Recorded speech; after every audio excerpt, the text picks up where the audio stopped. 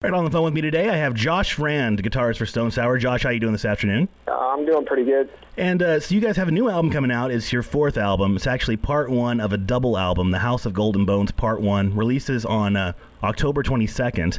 It's been described as Pink Floyd's The Wall meets Alice in Chains' Dirt. I didn't make that.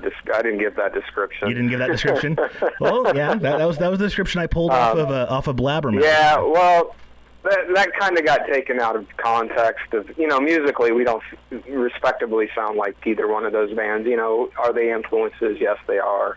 But Pink Floyd's Pink Floyd, and Alice in Chains has a very distinctive sound in their own right. So the idea is just the rawness of Dirt, and then the idea of it being a concept record like The Wall, not musically like those bands, more of just using kind of like I just touched on the concept of those records more than the sonics and music on those records.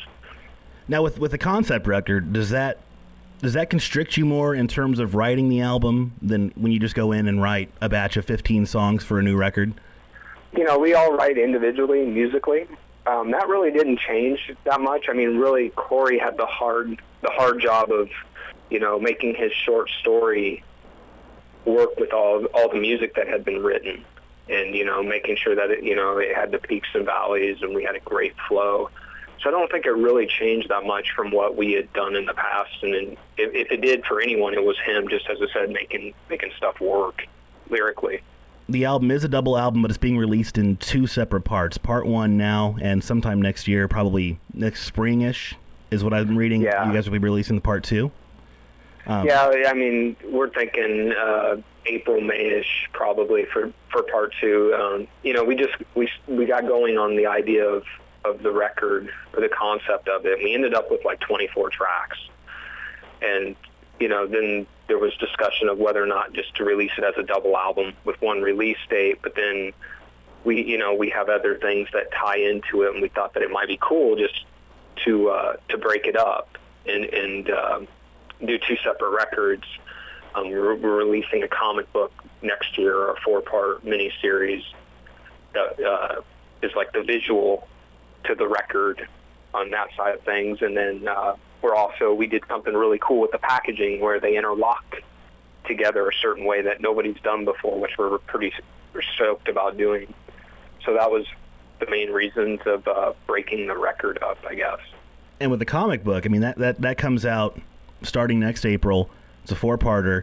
So basically, does it follow in chronological order, the track listing of Part 1 and then Part 2?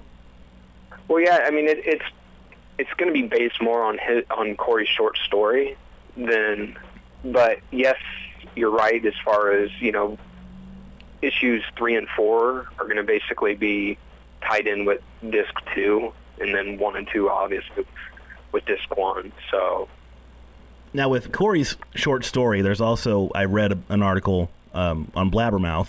Because that's where you get all the metal news at these days. You go to Blabbermouth. Corey had mentioned that he was hoping to maybe do even a movie based on the short story. Yeah, I think the end game, as it's been described, is to do a movie.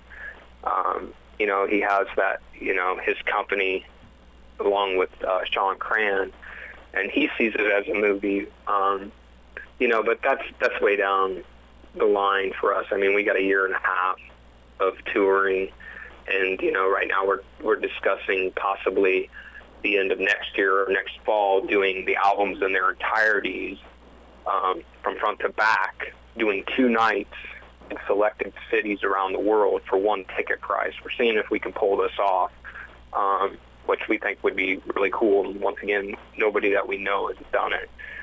So like we would play, for instance, we'll just say New York, for 2 nights at wherever, and the first night would be album 1 in its entirety, and then we would come out and do an encore of the older stuff, and then the second night would be, part 2 in its entirety, and a different encore from night 1.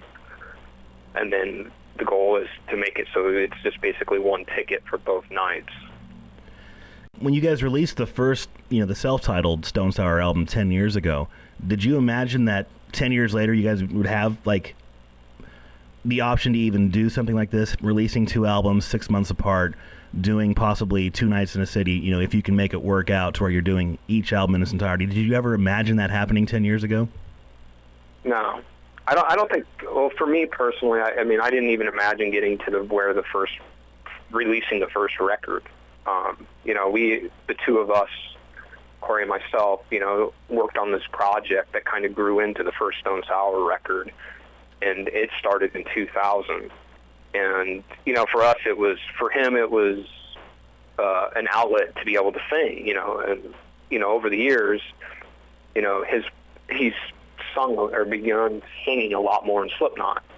But I mean, you go back to that time period of when that record came out, their self-titled one, and he didn't do very much singing. And for him, it was like he gave him an opportunity to still sing, because that's what he honestly loves to do. You know, the barking and the growling is one thing, and that's his persona or alter ego or whatever you want to say that in Slipknot. But he started out as a singer before Slipknot, and it was just a way for him to express himself. And, you know, when we started it, I don't think anybody in the band thought that we would be where we are today 10 years ago.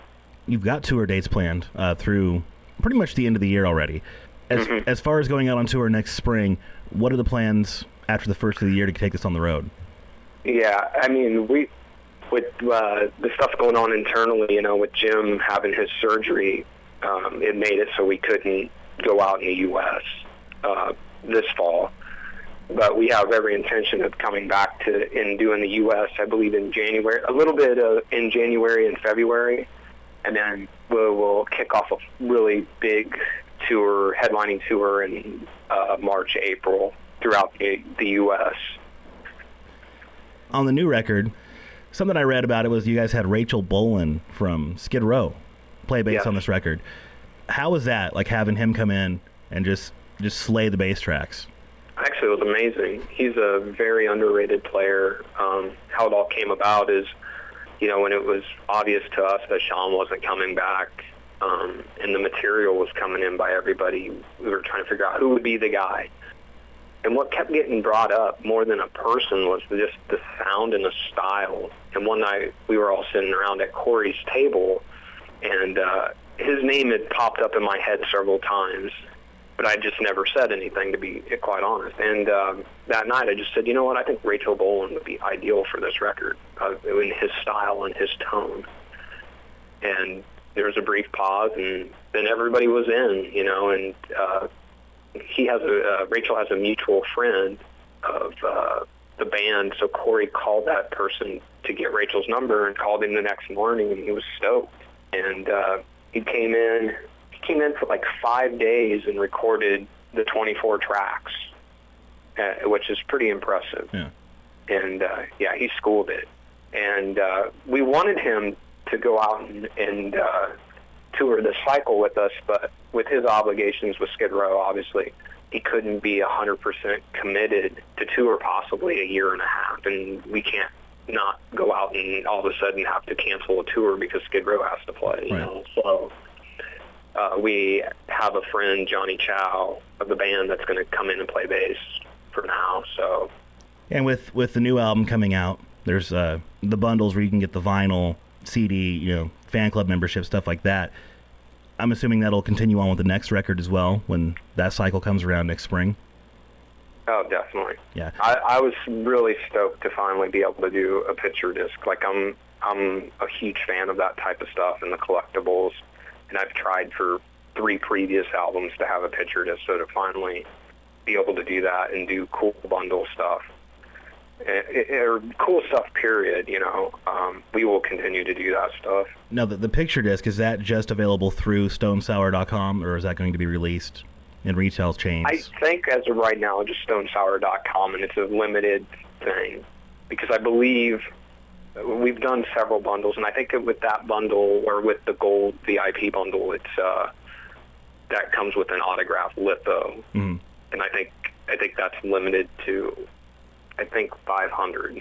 I actually am very involved in the fan club and help put all that stuff together. And this next year, we're going to do some really cool stuff. I mean, right now, what I started in the summer was I kind of archive everything for us, and I've went through, and on the 1st and the 15th of every month, I put up a new demo of the song and tell a little bit of the story at that time. And it's the demos that we hear when we are writing it. I mean, it's not like here's the polished, recorded, or unpolished studio version of the song. I mean, it's some of the stuff sounds, it's about as raw as it gets. Let's just put it that way. And it's cool because some of the stuff has changed, lyrically, riff-wise, and stuff like that. And I have it right now of us doing that until the middle of 2014. So, we got stuff like that. We're going to do other cool stuff where it's going to be like, if you're in the fan club, be a tech for a day, where you'll be like a backline guy